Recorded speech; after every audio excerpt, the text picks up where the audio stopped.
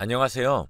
지금까지 가정을 위해서 온 힘을 다해 살았었지만 저 혼자만의 힘으로는 역부족인 것이라는 걸 느꼈습니다. 어렸을 적부터 애틋하게 서로를 위해 주시던 부모님의 모습을 보며 자라 저도 꼭 일찍 좋은 짝을 만나 제 가정을 이루고 싶다는 생각을 해왔습니다. 그런 제 바람처럼 군대를 전역하고 만난 아내와는 3년의 열애 끝에 결혼을 했어요. 어머니도 그런 아내를 엄청 예뻐하셨고요. 어머니도 시집살이를 해본 적이 없을 정도로 시어머니, 즉 제 할머니에게 예쁨을 받으셨다고 해요. 그래서 꼭 며느리가 들어오면 자기도 잘해주겠다며 제 아내가 저희 집에만 오면 손에 물 한 방울 묻히게 하지 않고 아내가 좋아하는 것들로만 반찬을 차려주실 정도였습니다. 그리고 결혼을 한 지 1년도 지나지 않아 아내와 저 사이에 예쁜 아이가 찾아왔어요. 아내는 임신을 한 후로 입덧이 너무 심해서 어머니가 해주시던 좋아하던 반찬들은 냄새도 못 맡을 정도로 제대로 챙겨 먹지 못했습니다. 그러면서 늘 마른 체형을 유지하던 아내가 점점 먹지는 못하면서 살은 쪄가니 그것 때문에 스트레스도 받았었던 것 같아요. 그래서 아내는 계속 다니고 싶어 하던 직장도 그만두고 집에만 있으면서 전업주부로 생활하게 되었습니다. 저희 부모님은 시골에서 농사를 짓고 계셔서 자주 올라오시지 못하셨지만 틈이 나면 올라오셔서 아내가 먹을 만한 반찬들을 잔뜩 가져다 주시고 청소며 빨래들을 해주시고서 다시 시골로 내려가셨어요. 모두의 걱정 속에서 아이는 다행히 건강하게 잘 태어났습니다. 그런데 그때부터 아내가 이상해지기 시작했습니다. 처음에는 퇴근하고 집에 오면 집이 난장판이 되어 있는 수준이었어요. 그래서 저는 아이를 돌보는 게 많이 힘든가 보다 생각했어요. 그런데 갈수록 아기도 제대로 돌보려고 하지 않더라고요. 그러다 어느 날은 제가 퇴근하고 집에 오자마자 저에게 아이를 넘기고서는 자기는 친구를 만나고 오겠다며 그 밤에 집을 나서더라고요. 곧 있으면 잘 준비할 시간인데 지금에서야 밖에 나가서 언제 들어오려고 그래. 나도 그동안 아기 임신하고 키우느라 너무 힘들었어. 이제 아들 낳아줬으면 그만 아니야? 이제 나머지는 당신이 해. 그러면서 아내는 제가 답을 하기도 전에 집 밖으로 나가버렸습니다. 아이가 태어난 지 100일도 지나지 않아 생긴 일이었죠. 그 후로 아내는 일주일에 서너 번은 그렇게 밤에 나가서 새벽에 들어오는 일이 잦아졌고, 심지어는 제가 출근을 해야 하는데도 돌아오지 않아 새벽부터 장사를 준비하시는 장모님에게까지 들려서 아이를 맡기고 출근하는 일도 생겼어요. 저는 일을 하느라 너무 힘들었는데 아내마저 무책임하게 나가버리니 스트레스 때문에 너무 힘들었습니다. 아내에게 이야기를 해보자며 대화를 시작해도 항상 끝은 그동안 10달 동안 아이를 품고 있느라 너무 힘들었으니 그 기간 동안의 보상은 받아야겠다면서 아들을 낳았으니 자기는 도리를 다한 거라며 더 이상 자기를 건드리지 말라는 이야기로 끝이 났습니다. 그런 대화를 몇 번이나 반복하다 보니 저도 점점 지쳐만 갔습니다. 겉으로만 봐도 제가 점점 얼굴이 상하니 주위 사람들이 저를 걱정하며 무슨 일이 있냐며 걱정할 정도였어요. 친구들에게 털어놓으니 친구들은 제 아내가 이상하다며 전혀 이해하지 못했지만 함께 있던 친구들의 아내들은 모두 그럴 수 있다며 제 아내가 임신 기간 동안 먹는 것도 제대로 못 먹고 직장까지 그만두고 집에만 있었으니 스트레스가 컸을 거라면서 아이를 낳고도 집에서 아이만 봐야 되고 하니 산후 우울증이 올 수도 있다고 하더라고요. 그 말에 저도 아내를 조금은 이해해 보려고 했습니다. 그래서 시골에 계시던 어머니에게 도와달라고 가끔씩 부탁도 했었죠. 저희 어머니도 한참 농사일로 바쁜 시기셨지만 며느리가 힘들어한다니 자기라도 손을 보태야지 어쩔 수 있냐며 매번 올라오셔서 아이를 돌봐주시고 집안일도 해주셨어요. 그런데 어머니가 집안일을 도와주기 시작하자 아내는 본격적으로 낮이며 밤이며 놀러를 다니기 시작했습니다. 어머니는 그런 아내를 이해해보려 처음에는 그동안 쌓인 스트레스를 풀고 오라고 용돈까지 쥐어주셨지만 아내는 고마운 기색도 없이 고작 이 정도 주면서 생색내지 말라고 하며 돈만 챙겨서 나갔다고 하더라고요. 집에서 아이가 울어도 아이를 달랠 생각조차 없어 보이니 어머니는 아내가 모성애가 없어도 너무 없다며 너무 무책임하다고 점점 한탄하시기 시작하셨습니다. 그러던 어느 날에는 어머니가 아무래도 아내가 바람을 피우는 것 같다며 저에게 조심스럽게 말씀하셨어요. 어머니도 참다 한번 아내에게 결국에 한 소리 하셨는데 오히려 아내는 그러면 이혼하겠다면서 손자는 어머니가 키우고 자기는 다시 새 인생 살겠다고 했다고 하더라고요. 아이도 있는 엄마라는 사람이 그런 말을 서슴지 않고 하는 건 산후 우울증도 아니고 분명 다른 이유가 있는 거라고 하셨어요. 처음에는 그 이야기를 듣고 무슨 소리 하냐며 그럴 사람은 아니라고 딱 잘라서 말했지만 갈수록 저도 그런 쪽으로 의심이 피어났습니다. 아내는 이제는 갈수록 술이 떡이 되어서 들어오기 일쑤였고 아이 엄마라고는 믿을 수 없는 진한 화장에 향수 냄새에 찌들어서 들어왔어요. 술에 취한 아내를 붙잡고 도대체 왜 이러냐며 정신 차리고 원래 모습으로 돌아오라고 울며 불며 이야기도 해봤지만 오히려 코웃음 치며 자기는 원래 이런 사람인데 그동안 속은 거라며 마음에 안 들면 이혼하자고 배짱을 부리는 모습에 저도 도저히 참을 수 없었습니다. 옆에서는 아이가 칭얼거리며 잠도 제대로 자지 않았고 저도 끊임없는 회사 생활과 육아에 지칠 대로 지쳐버렸어요. 그래서 다음날 회사에서 퇴근한 후 저는 처가댁으로 향했습니다. 갑작스런 저의 방문에 장모님과 장인어른은 모두 놀라셔서 무슨 일이냐고 물으셨고 저는 아내와 이혼하겠다는 말부터 먼저 나왔습니다. 그 말에 장인어른은 무슨 소리를 하는 거냐며 심기가 불편한 티를 내셨습니다. 장인어른의 모습에 저도 다시 차분히 상황을 설명해 드렸습니다. 그동안 아내가 아이를 낳고 난 이후로 아이는 돌보지 않고 밖으로 돌아다니며 술만 마시고 다닌다며 오히려 그러면서 저에게 이혼하자며 먼저 이야기를 꺼냈다고 모든 걸 말씀드렸어요. 저는 그동안 회사 일이 끝나고 집으로 돌아와서 집안일에 육아에 제대로 쉬지도 못하고 몇 개월을 보냈고 지금은 저희 어머니가 농사도 접으시고 저희 집에 올라와서 제가 회사 간 동안 아이를 돌봐주시고 계시다고요. 장인어른, 저도 그동안 많이 노력했습니다. 그런데 그동안의 노력을 비웃고 쉽게 이혼을 입에 담는 사람과 어떻게 서로 믿고 가정을 지키겠습니까? 죄송하지만 전 이혼해야겠습니다. 아이를 위해서라도 차라리 이혼하는 게 나을 것 같습니다. 매번 술만 마시고 들어오는 사람이 무슨 아이를 키우겠습니까? 장인어른은 제 이야기를 다 들으시자마자 당장 아내에게 전화를 걸어 처가댁으로 오라고 호통을 치셨고 아내는 또 친구들과 만나 놀던 중이었는지 급하게 오느라 화장만 지우고서 달려왔습니다. 그러니 집에 들어오자마자 술 냄새와 향수 냄새가 코를 찌르더군요. 아내의 모습에 장인어른은 아내의 지갑을 바로 뺏어 드시고는 아내가 가진 모든 카드를 잘라버리셨어요. 아내가 밖으로만 돌기 시작한 후 돈을 주지 않으면 좀 줄어들까 싶어서 제가 생활비도 주지 않고 있었는데 아내는 장인어른의 카드로 놀고 먹으며 흥청망청 쏘다니고 있었던 겁니다. 장인어른은 이제부터 모든 지원을 끊을 테니 장서방에게 집에서 책임감 있게 아이를 잘 키운다는 소리가 들릴 때까지 어디서 돈 달라는 소린 하지도 말라고 하셨어요. 아내는 그나마 남아있던 술 기운도 카드가 잘리는 것을 보고 모두 날아갔는지 그저 눈물을 뚝뚝 흘리며 장인어른의 말씀에 고개를 끄덕였습니다.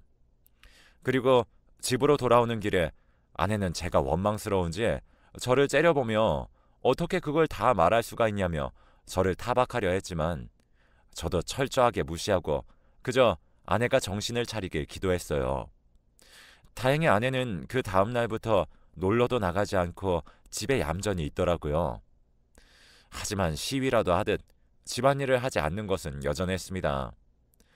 저에게 장 봐야 하니 돈을 달라고 하길래 제가 필요한 것을 적어주면 퇴근길에 마트에 들려서 사오겠다고 하자 입을 삐죽대며 알아서 하라며 방으로 쾅 문을 닫고 들어가 버리더군요.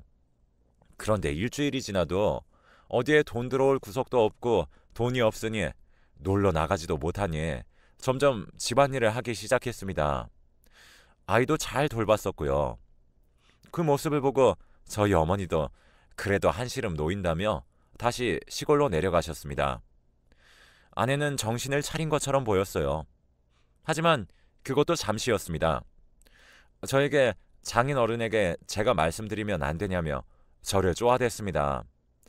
하지만 저는 언제 또 바뀔지 모르니 아내의 말에 아랑곳하지 않고 아직 조금 더 지켜보겠다고 했습니다. 처음에는 몇 번 정도 이야기를 꺼내다가 제가 아무런 반응이 없으니 아내는 조금씩 자신이 해야 할 몫을 해결해 나갔습니다. 처음에는 뭐든 다 하기 싫다고 하던 아내가 제가 도와주며 알려주니 갈수록 책임감 있는 모습을 보여주었고, 아들이 초등학교에 들어갈 때쯤 이제는 괜찮을 것 같다는 판단을 내리고 장인어른에게 말씀을 드렸습니다. 장인어른은 이번에는 카드를 아내에게 주시면서도 아이 교육비나 먹고 입히는 것에나 쓰지 절대로 다른 짓 하는 데 쓰지 말라며 모든 내역을 장인어른께서 문자로 받을 수 있도록 하였습니다. 다행히 아내는 그 이후로도 변하지 않고 아이를 잘 키워나갔고 아이는 성인이 되었어요. 그런데 다 큰 아들의 눈에는 아내가 철이 없어 보였는지 직설적으로 아내 행동을 지적할 때가 종종 있었습니다. 그동안 아내가 얼마나 노력했는지 모르는 것도 아니었기 때문에 아들이 아내를 지적할 때면 그래도 키워준 어머님께 말 함부로 하는 건 아니라며 딱 잘라냈습니다. 하지만 아들이 독립할 때가 되자 아내는 다시 이전의 모습을 보이기 시작했어요. 이제는 자신이 키울 아이도 없겠다 싶으니 놀러 다니기 급급했죠. 심지어는 여행을 간다며 저에게 일방적으로 통보하고서는 1박 2일이고 2박 3일이고 집에 안 들어오는 날까지 점점 늘어갔습니다. 아들도 그런 자신의 엄마가 못마땅한 듯 했었죠. 그러다 이틀을 집을 비우고 저녁에서야 술에 취해 들어온 아내를 보고서 아들은 결국에 참아왔던 이야기를 쏟아내더라고요. 엄마, 이제 그만 좀 하세요. 저한테 부끄럽지도 않으세요? 이러실 거면 아버지랑 차라리 이혼하세요. 그래도 제가 결혼 얘기가 나온 건 부모님 같이 계실 때 말씀드려야겠다 싶어서 한참을 기다렸는데도 집에는 들어오시지도 않으시고 아버지나 저에게 관심이라는 게 있기는 해요? 아내는 그 말을 듣고 어디 어른에게 말을 그런 식으로 하냐며 화를 냈지만 아들은 아직 끝나지 않았다는 듯이 말을 이어나갔습니다. 저 고등학교 때 영화관에서 엄마가 다른 남자랑 팔짱 끼고 하하호호 웃으시는 것도 저 다 봤어요. 옆에 친구들이 있어서 차마 아는 채도 못하고 넘어갔지만 그런 식으로 제가 본 것만 해도 한두 개가 아니에요. 집에서 아버지가 벌어온 돈으로 먹고 놀면서 밖에서 그러고 다니시는 거 아닙니다. 어머, 너는 말을 왜 그렇게 하니? 나도 그동안 참고 살았어. 너 낳고 내가 하고 싶은 거, 놀고 싶은 거 다 포기하고 너 성인 될 때까지 참았으면 됐지. 또 언제까지 내가 참아야 하니? 아들은 말이 안 통한다는 듯 한숨을 푹 내쉬고서는 방으로 들어갔습니다. 저는 아들의 입에서 나온 말에 그저 놀라서 굳어버렸습니다. 아내가 바람을 피웠다는 사실은 그다지 놀랍지 않았어요. 제가 놀란 것은 그 사실을 아들이 고등학생 때부터 알고 그걸 혼자서 감내해왔다는 사실에 놀라움과 미안함이 스쳤을 뿐입니다. 아들은 자기 엄마가 부끄럽다며 결혼할 여자를 저에게만 소개시켜준 상태였는데 그 이유가 아내가 바람을 피는 것을 눈으로 목격해서 그 이후로 아내에 대한 정을 끊어버렸기 때문이라는 사실을 아들에게 들었습니다. 그래서 결국 아들이 결혼식을 올릴 때까지만 기다렸다가 이혼을 하는 것으로 모두 결정을 내렸습니다.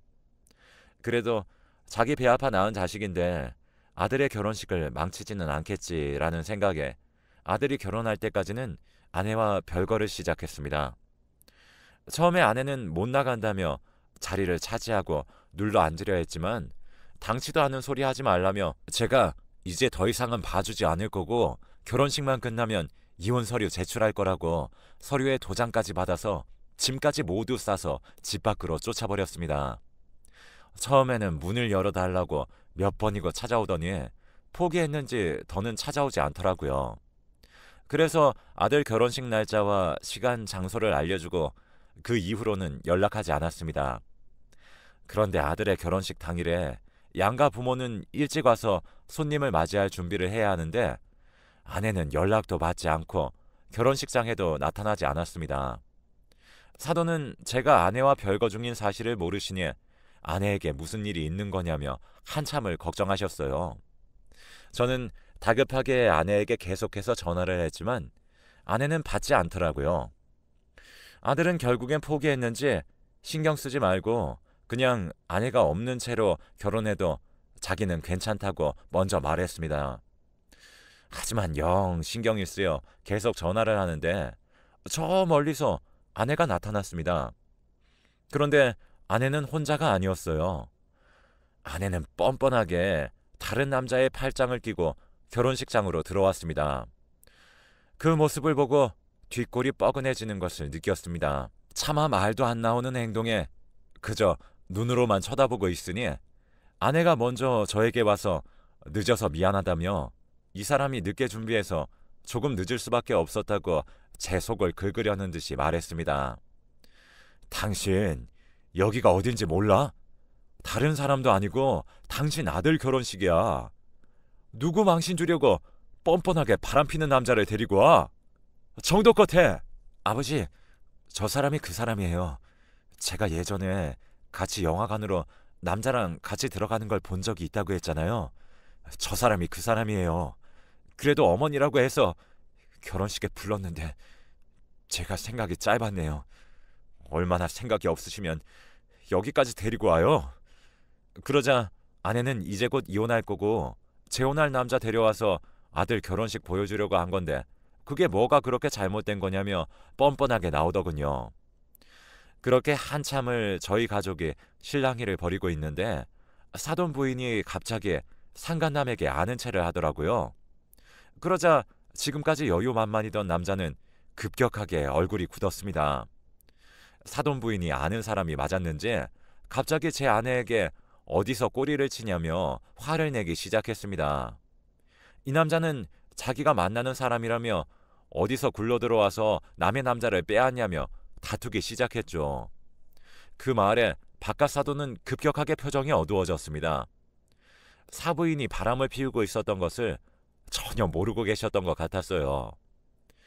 나는 30년 동안 만나왔어. 당신이 뭐 만나봤자 얼마나 만났길래 여기 와서 유세야? 당신은 둘 사이에 자식이라도 있어? 나는 있어. 저기 있는 우리 딸, 우리 둘 사이에서 나온 아이라고. 알겠어? 그래, 고작 30년? 나는 35년이야. 결혼 전부터 지금까지 쭉 사랑하는 사이였다고. 그리고 당신만 자식 있는 줄 알아? 저기 있는 아들도 우리 둘 사이에서 낳은 거야. 그 이야기에 바깥 사돈과 저는 얼어붙어 버렸습니다. 말 그대로 마른 하늘의 날벼락을 맞았죠. 그래도 지금까지 가정을 지켜온 이유가 아들 하나 때문에 그냥 눈 감고 귀 막고 살아왔던 것인데 그 아들이 제 아들이 아니라는 이야기는 도저히 믿고 싶지 않았습니다. 아들은 그게 무슨 소리냐며 당장 여기서 나가라며 결혼식장에서 세 사람을 내쫓아버렸고 세 사람이 나가고 조용해진 결혼식장 안은 잔치날이 아니라 마치 장례식장이라도 온 듯 침울해졌습니다. 그러자 며느리가 될 예정이었던 아이는 아들에게 우리가 피 섞인 남매냐며 말도 안 되는 소리라고 바닥에 주저앉아 펑펑 울었고 저는 무슨 정신으로 집에 돌아왔는지도 기억이 나지 않습니다. 집으로 돌아와 며칠을 무슨 정신으로 살았는지도 기억이 나지 않습니다. 제가 정신을 차린 건 아들이 찾아왔을 때였어요. 저는 그 말 못 믿어요. 어떻게 아버지랑 제가 남이에요? 아버지는 제 아버지고 저는 아버지 아들입니다. 친자 검사라도 해봐요. 그냥 거짓말한 걸 수도 있잖아요. 정말 친자가 아니라고 나올까 두려움이 앞섰습니다. 하지만 아들의 간절한 부탁으로 결국에 친자 검사를 하기로 결정했어요. 이야기를 들어보니 사돈될 사람들은 정말로 친자가 아니라고 나와서 사돈은 딸과의 인연을 끊어버렸다고 하더라고요. 그리고 저희의 검사 결과 저와 아들도 친자 관계가 아니었어요. 그 결과지를 들고 아들은 자기가 죄송하다며 죄도 없는데 눈물을 흘리더라고요. 하지만 저는 여전히 생생하게 기억하고 있습니다.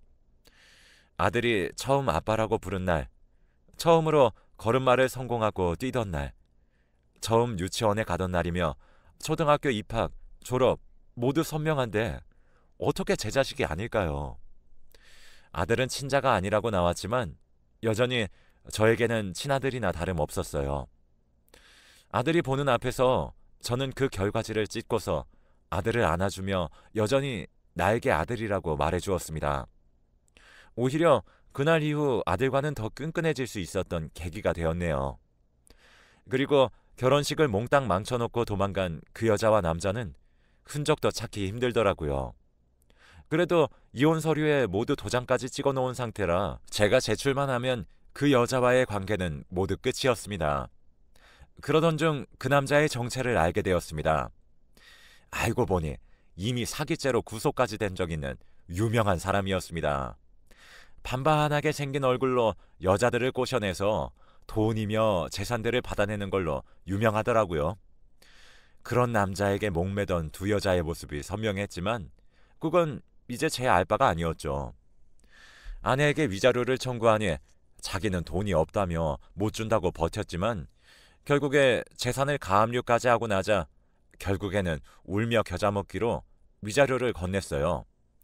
이제 돈까지도 없는 여자에게 돈만 밝히던 그 남자가 붙어있을까 생각했는데 아니나 다를까 그 이후로 여자가 남은 돈이 별로 없으니 남자도 여자를 버리고 떠났다고 하더라고요. 그 이야기를 들으니 참 인과응보라는 말이 그냥 하는 말이 아니라는 걸 깨달았습니다. 아들이 알면 그래도 친엄마이니 속이 상할까 말하지 않았는데 어디서 들었는지 저에게 이 이야기를 해주면서 잘된 일이라고 하는 말을 듣고 많이 상처받진 않은 것 같아 차라리 다행이라는 생각을 했습니다. 물론 이렇게 되기까지 얼마나 많은 상처를 엄마에게 받고 얼마나 많은 실망들을 해왔을지를 생각하면 여전히 속이 아프네요. 그리고 이제는 모든 걸 잊고 새 출발하기 위해 살던 집에서 이사를 했습니다. 더 이상 그 여자의 소식을 듣진 못했지만 분명히 잘 살고 있진 않겠죠. 그렇게 생각하고 넘기려고 해요. 앞으로 아들과 저에게 더 큰 좋은 일이 일어나려고 지금 액땜했다고 생각하고 있습니다. 잘못을 한 사람은 꼭 벌을 받고 나쁜 일이 있으면 좋은 일도 분명히 올 테니까요. 여러분들도 나쁜 일에 너무 좌절하지 마시고 살아가시길 바랄게요.